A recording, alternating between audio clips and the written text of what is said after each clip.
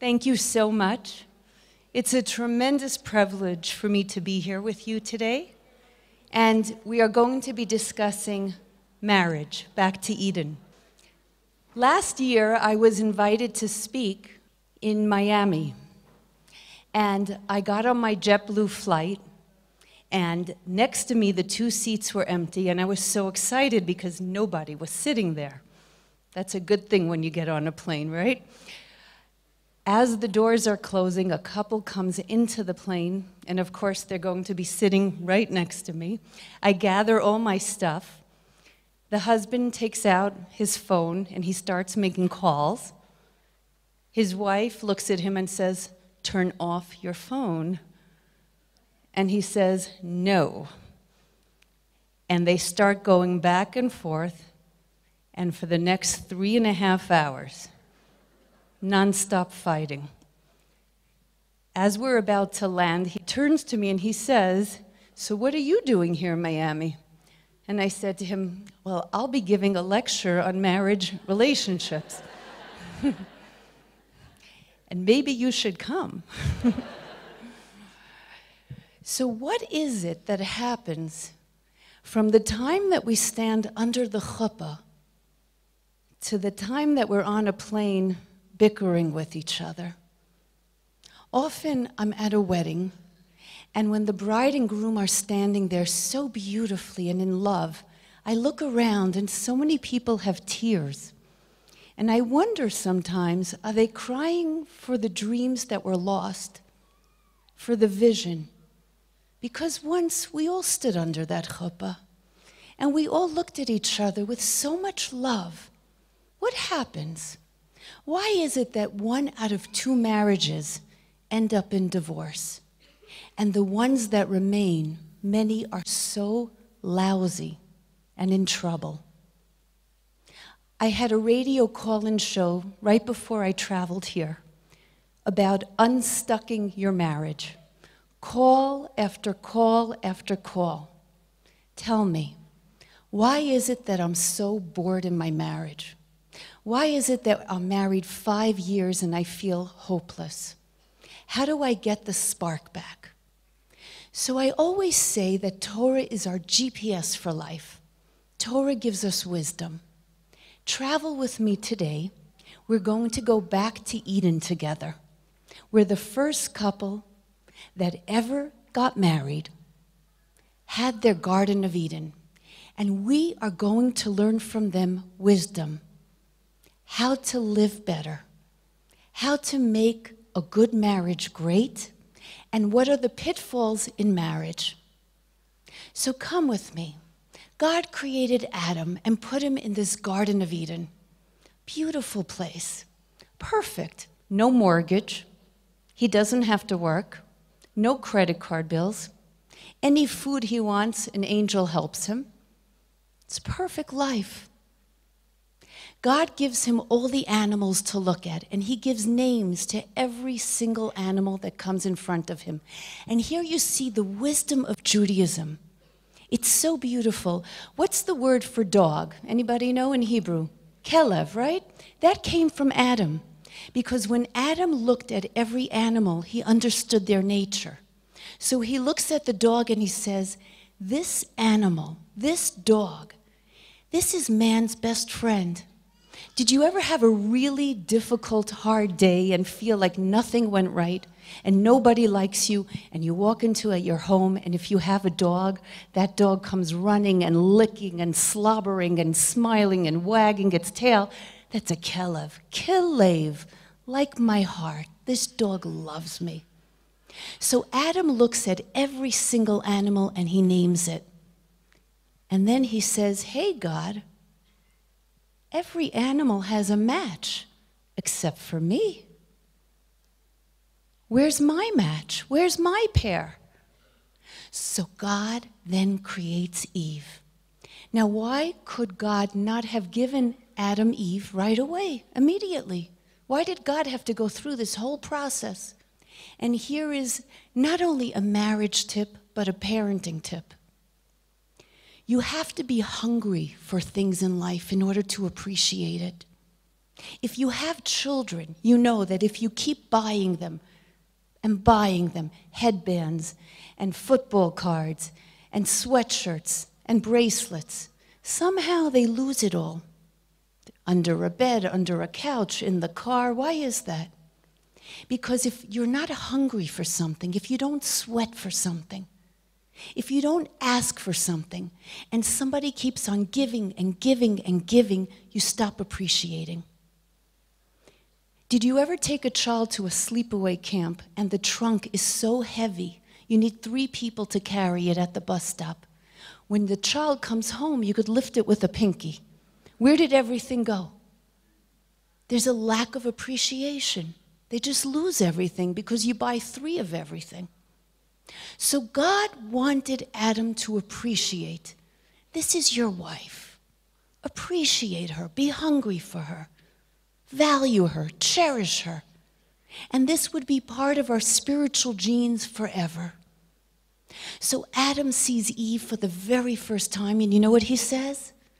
Bone of my bone, flesh of my flesh, wow. But you know what he does not say? Soul of my soul. Because it's only when you go through something in life together that you really understand what love is. That is soul of my soul. You go through a challenge. You're up the whole night. You can't sleep. You're worried. And you look at your husband and you look at your wife and they look at you and they say, don't worry. It's going to be okay. I feel this. I know that you're going through something. I'm telling you. I feel your pain. It's going to be okay. I promise. I won't let you down. We're going to go through this together. That's called fierce love. That's ahava. Ahava in Hebrew is love. Love comes from the word hav, which means to give. It's only when you give to another that you really love them. We make a mistake and we think, the more I get, the more I love. The more I get, the more I expect. The more I give to the one I love, the more I love that person. So Adam and Eve did not yet have an opportunity to give. So this was not true love. And we make this mistake until today. Often I work with singles. And I remember one evening, I was trying to match a single at an event with somebody else.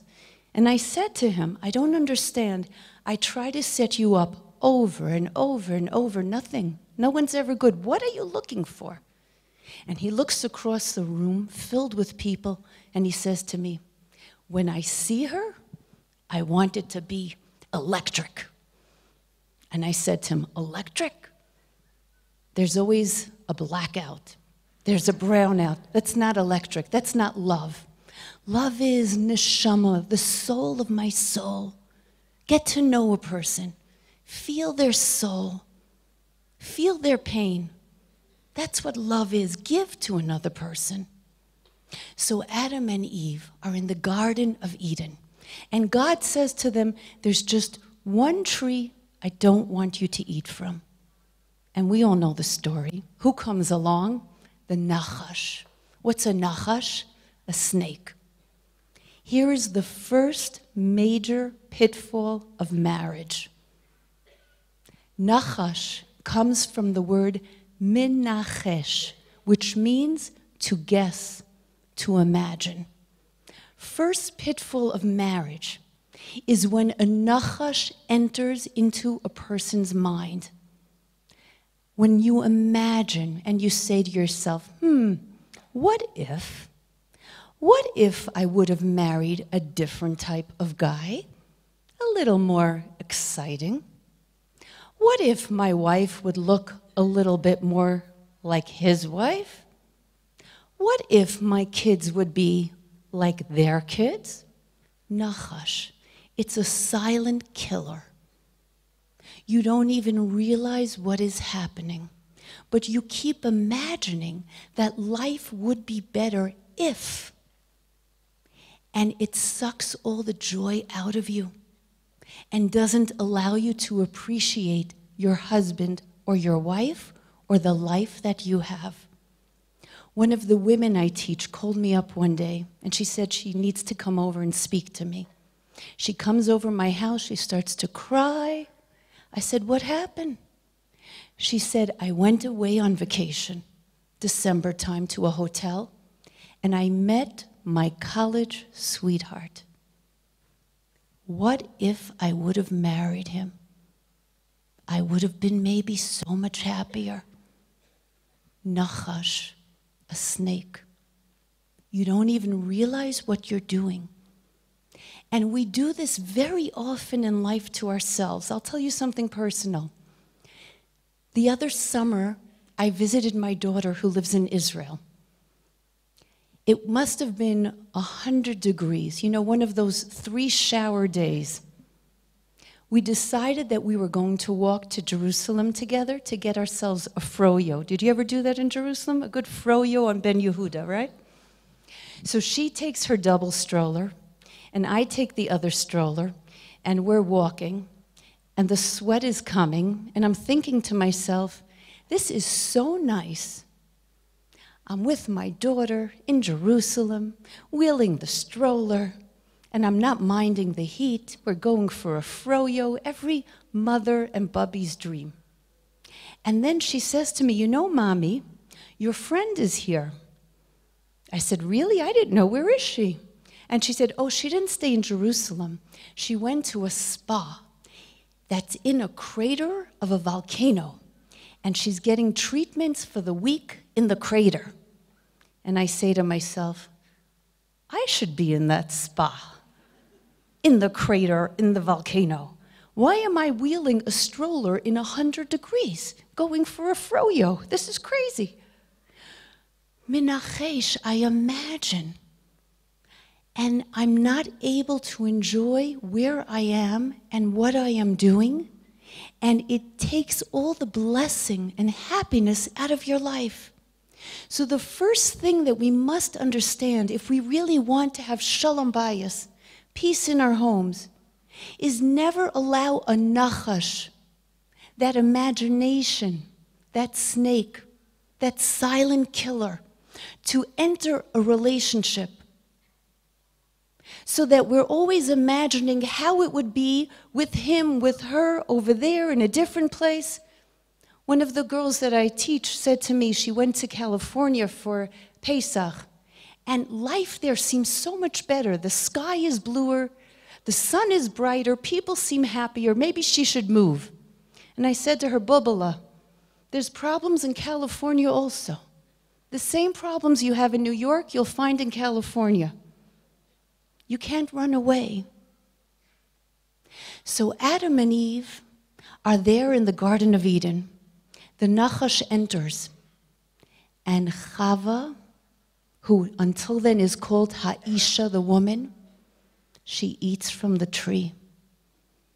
What happens? She gets so frightened. She gives to Adam. She gives to Adam.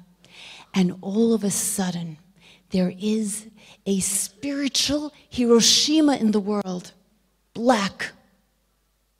A holiness that had been there now exits. And Adam and Eve become so frightened. And where do they go? Under a bush, hiding from God. And the Torah tells us that God says to Adam, Ayeka, where are you, Adam? Now you mean to tell me that the Almighty God does not know where Adam is? First of all, who's in the world already? There's 2 people. And this is God we're talking about. Of course, God knows. But this is a question that every man and woman, husband and wife must ask ourselves. Ayeka, where am I? Ayeka can also be read as Eicha, how? How did this happen to you? How did you get to this place, Adam? And every Adam from the beginning of time? How did you get to this place, Eve, and every Eve from the beginning of time? How is it possible that this morning you were with the angels in the Garden of Eden? You had everything, every blessing. Under the chuppah, every blessing, love, trust, friendship, companionship. And now you're hiding under a bush? How could this possibly have happened to you in this marriage? Eicha, ayeka. We must ask this of ourselves. Sometimes I will sit with a couple, and he looks so sweet and so pleasant, and what a great personality. And she's such a doll. She's delicious. But the two of them cannot say one word to each other. And I say to myself, Eicha, how is this possible? How did this happen? How could you have been best friends and now you can't even look at each other? There was a couple once who asked me to speak with them, and each one gave me their version of events. And I said to them, listen, I have a solution for each of you. Each of you have a little homework. I'm first going to speak to you, I say to the wife, and then I will speak to you, I say to the husband. You both have homework, don't worry. No one here is right. So I say to the wife, when your husband comes home every single day, this is what I would like you to do. Get off your phone, get off your laptop, get off your iPhone, stop texting, open the door, and say, hi, honey, I'm so happy to see you, and put a smile on your face. And she looks at me and she says, I can't do that. I said to her, what part of this can you not do? Is it the smile? Is it the hi, honey? Getting off the iPhone? She said, none of it. I can't do any of it. It's too much. Ayeka, how did you get to this place that you cannot even say, hi, honey? A woman told me just before I left that she's having shalom bayis problems, difficulty with peace in the home. She has one son, 13 years old. They're at the dinner table, and she thinks he doesn't realize. And he says, oh, Mom and Dad, come on, give each other a hug. And you know what she said to me? I couldn't. Ayeka, how did you get here? My husband is in the audience here, and I got his clearance to tell this story. Personal story. Every Rosh Hashanah and Yom Kippur on the high holidays, we go to New York City with Hineni. One year, my husband left before me, went to Manhattan, and he asked me that I should, for Yom Kippur, pack for him. All he needs is a white shirt, few little things in the suitcase. We get to the city.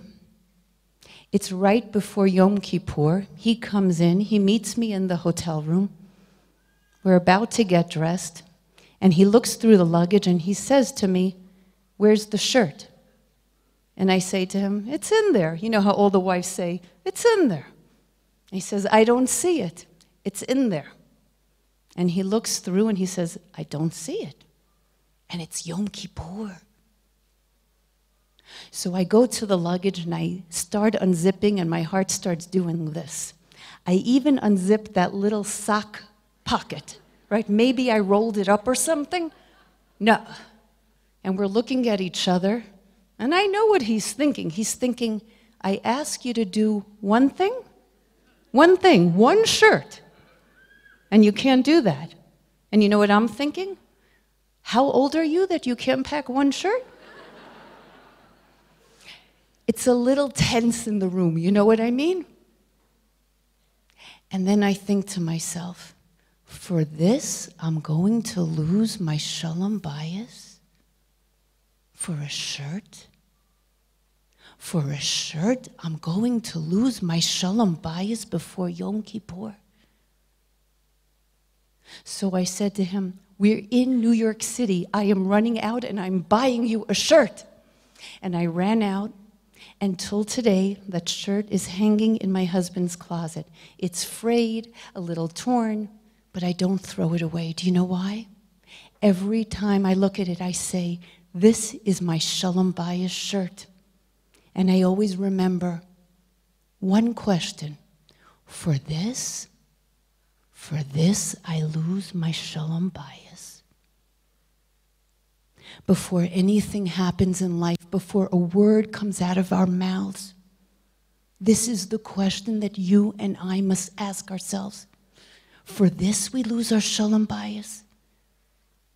For 5 minutes being late, for not filling the car up with gas? For not taking out the trash? For this I lose my Shalom Bayis. So Adam and Eve are hiding. God says, Ayeka. And what does Adam answer? This is the classic answer that every human being gives when confronted with a monumental question. Do you know what Adam says? Ha'isha, the woman. She's the one, God. It's not me. It's that woman you gave me. This is what we do. We blame, we complain. It's never me. It's my wife, it's my husband, it's my boss, it's my mother-in-law, it's my kids, it's my neighbor. It's never me. I never take responsibility for the falls in my marriage, for the shortcomings in my marriage. It's always somebody else's fault because it's so difficult for us to confront ourselves and say, it's me. I have to change. So we close our ears and we close our eyes and we don't see ourselves. And that's one of the greatest mistakes that we can make in a marriage, because then we can never change. We never confront ourselves. It's always somebody else's fault. Before one of my classes that I give for women, a husband called me up and said, listen, you have to help me.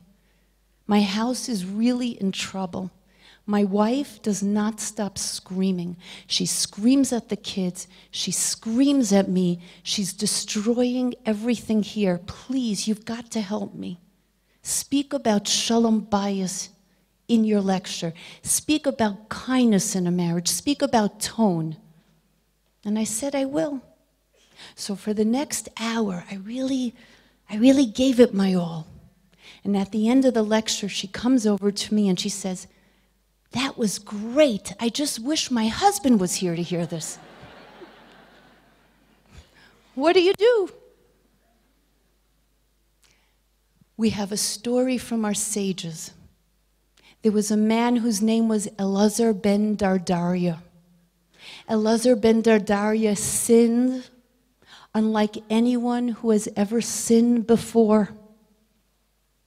Terrible sins. And he was unable to confront himself. And one day he went to sin with a woman. And he said to this woman that he's going to sin with her. And she said to him, Elazar ben Dardaria, you are the lowest of the low, and you are going to go to Gehenna, to hell.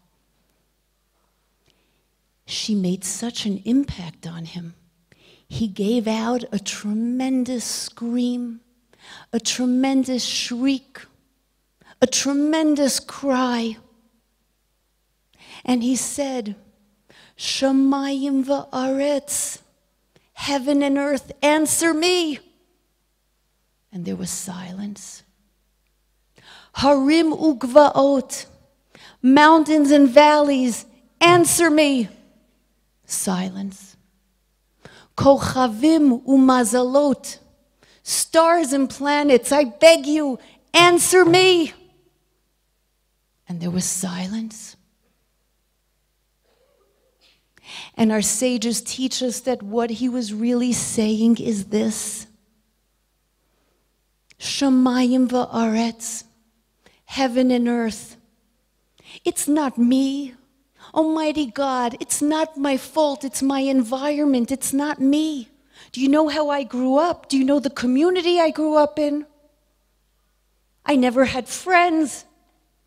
It was a terrible environment. Of course I can't be a good husband. Of course I can't be a good wife. Look how I grew up. A terrible environment. It's not me, God. It's not my fault. But there was silence. And then he tried. And he said, Harim ugvaot, mountains and valleys. What are harim? Horim and harim are connected. Horim are parents. So our sages teach us that he was saying, it was my teachers, it was my parents. I went to school. My teachers had no interest in me. They were unkind. I didn't do well in school. My parents, I had a dysfunctional home. What do you want from me, God? Do you know how often I speak to a man or a woman and they say to me, I am really sorry. I cannot be a good husband. I cannot be a good wife. I cannot be a good mother or a good father because I never had a good father. I never had a good mother. I come from a dysfunctional home. How long does this go on for?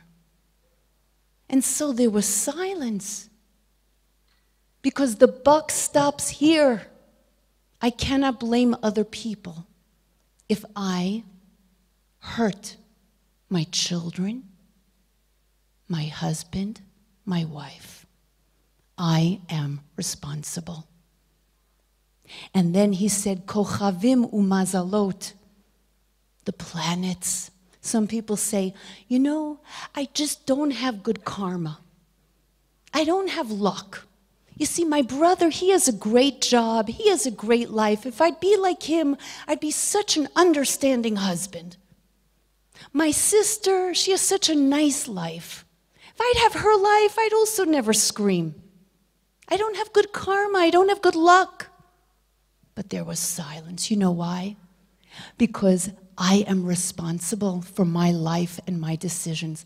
Happiness, goodness, kindness is my choice in life. And so the end of the story is that Elazar ben Dardaria gave out a tremendous scream. And he said, Lo hadavar tali ella bi. This is my fault. This matter is not dependent on anybody else. Not my environment, not my school, not my teachers, not my mother, not my father, not my karma. It's me. And he gave out such a cry that his neshama, his soul, left him. And our sages teach us that a voice came out from heaven and said, Elazar ben Dardaria, no more will you be called Elazar ben Dardaria. Now you will be called Rabbi Elazar ben Dardaria. You are a teacher because you have taught the Jewish people how to do teshuvah, how to return to God. The way to return and make a change in life is to say, it's me. I will take responsibility for my life. Happiness is my choice. Nobody owes me happiness. And if I have to count on somebody else to give me happiness, I will never be happiness. I will never have happiness. I will never be happy because I have lost control of my life. So this lesson for us in marriage is so crucial, to take responsibility, to say that the love has to come from me, not that I wait for somebody else. To wake up in the morning and say, what is the greatest kindness that I can give to my husband, my wife? A kindness a day, a word of gratitude a day. If you know that your wife likes a good hot cup of coffee, your husband likes a certain cappuccino or muffin, go out, get it for them and say, I thought of you today. Your husband, your wife does a carpool. Don't just take it for granted. Say, thank you, sweetie. Even if you're supposed to be doing this. Thank you, honey. The way you handle the kids is so special. I appreciate so much how you take care of me, how you think about me. And one of the greatest things that we can do for a marriage is to get off the phone. Stop texting. When you are sitting with the person that you are supposed to love most in this world, and all you can do is listen with half an eye, half an ear, and you're looking down doing this, that's disrespectful. That means that whoever you are speaking to is more important than the person that you are supposed to love and cherish and value most in this world. Put down the phone. Look at each other. Speak to each other. That's love. So Adam and Eve are left in this Garden of Eden, and God is upset. And what does God say? Bezeyus apecha tocha lechem. Adam, you blew it. From now on, you're out of here. With the sweat of your brow, you are going to work. And it's going to be so difficult to make a living. And Chava, who till then was called Ha'isha, the woman, it's going to be very painful to raise children. Tsa'ar gidul banim. You will bring children into this world with pain. And bringing them up will be very painful, as many of us can attest to. So what did they do? What do you do? A husband looks at a wife and says, you blew it. A wife looks at a husband and says, how did you do this to us? How could you make such a terrible decision? What did Adam do? And here's one of the greatest lessons of love for us all to take home. He looks at Ha'isha, he looks at this woman and he says, from now on you are not called Ha'isha the woman. I'm going to call you Chava. You are my Chavala. Because Aim Kol Chai, you are the mother of all living things. Maybe we won't be in this Garden of Eden, but together we are going to create a Garden of Eden. We are going to see life again. You are going to have children. We're going to create a family. Aim Kol Chai. You are the mother of all living things. I cherish you. I love you. I will not give up on this love. One Shabbos, my husband and I were discussing this portion of the week at our Shabbos table. And we were speaking about Adam and Eve and how they went through all this and how God had said, out of the Garden of Eden, out. And my son, who was then just a little boy, he said, oh my gosh, Mommy and Abba, what happened? Did they get divorced? And I turned to my son and I said, Eli, Eli, we don't just get divorced when things get tough. Of course, Adam and Chava, Adam and Eve, did not get divorced.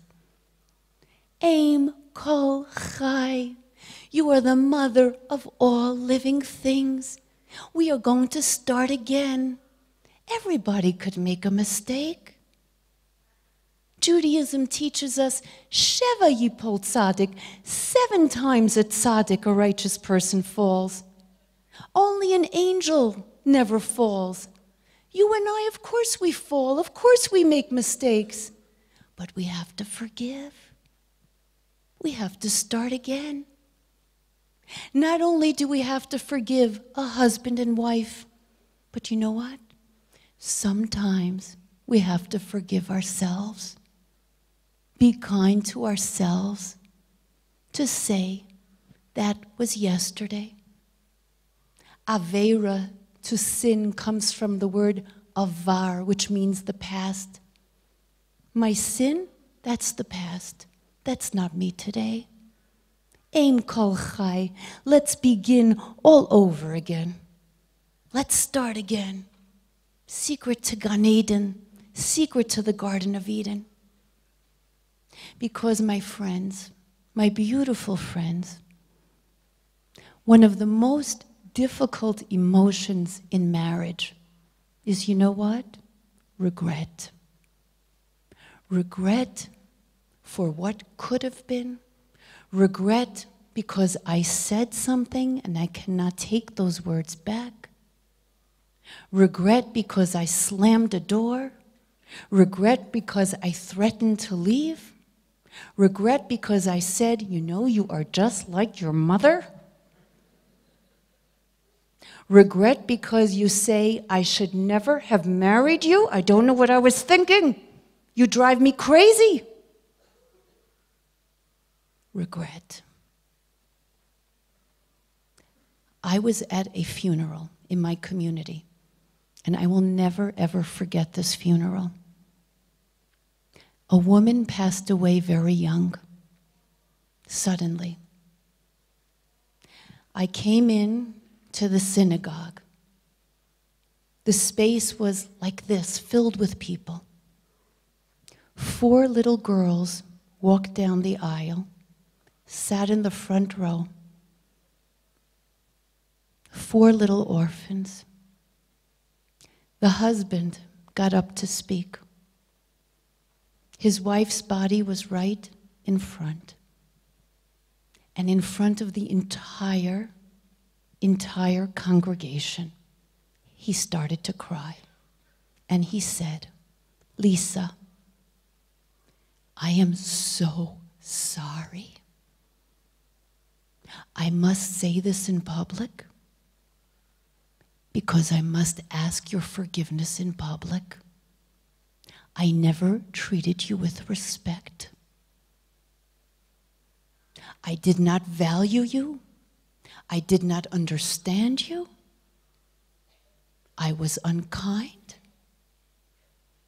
And in front of everyone here, and in front of our 4 little girls, I am asking you before you go to the heavens above, please, Mechila, forgive me. I made so many mistakes. Mechila, Mechila, forgive me, forgive me. And all you can hear are his 4 little girls weeping. And he crying in the front of the room, left with his regrets and his tears. We are so fortunate sitting here. We have life, thank God. When we go home today, let's try to remember this, to be kind to each other, to ask ourselves this question, Ayeka, how did I get here? Eich, how did this happen? For this I lose my shalom bias. And if we somehow do make a mistake, forgive. Forgive ourselves. Forgive the ones that we live with. Resolve today to do a kindness a day. And it doesn't have to cost a lot of money to just say, honey, I love you. Thank you. That's kindness. I appreciate you. I'm so happy to have you in my life. When was the last time you said that to your husband, to your wife? Why should it be only under the chuppah? And those first few months of honeymoon, hopefully, that we have. Under the chuppah, we give a blessing to the bride and groom, and we say, may you be like Adam and Eve. And I always wondered, Adam and Eve? I mean, really, who wants to be like Adam and Eve? I'd rather be like Abraham and Sarah, Rachel and Jacob, now they really loved each other. Isaac and Rebekah. Adam and Eve, kicked out of the Garden of Eden? Why? Because here lies the greatest secret of marriage, and that is this. Adam and Eve had to make it work. You know why? There was nobody else. Where would they go? So the secret really is that when you look across a room and you see your husband and you see your wife, do you know what you see? You see your bashert. You see the only person in this entire world that is meant for you. And we never say, what if? If only. That's a nachash. That's the imagination that gets into our head and does not allow us to breathe. The secret to continuity of the Jewish people is the strength of our homes. And you and I must resolve to be sure that our homes be homes that are so strong, that they endure, that they have a strong foundation, that every week when I light my Shabbos candles as a woman, I bring light into this home. And I vow that no matter how difficult this week, the lights of my Shabbos candles will light up my home. And as a husband, when I sit at that Shabbos table and I say, Shalom Aleichem, welcome angels of peace, that I be a source of peace, that I bring angels into my home, that no child should ever say, oh, Mom and Dad, come on, give each other a hug. And that we look at each other, God forbid, and say, I can't. One of the greatest gifts that you and I can give to ourselves and our children is shalom bayis, peace in the home. When we leave today, let's challenge ourselves. What is the kindness that I will do when I leave here today for my husband, for my wife? And I bet that they will look at you and say, everything okay? But it should be a way that we live and bring love to each other. I thank you so much for listening. Thank you.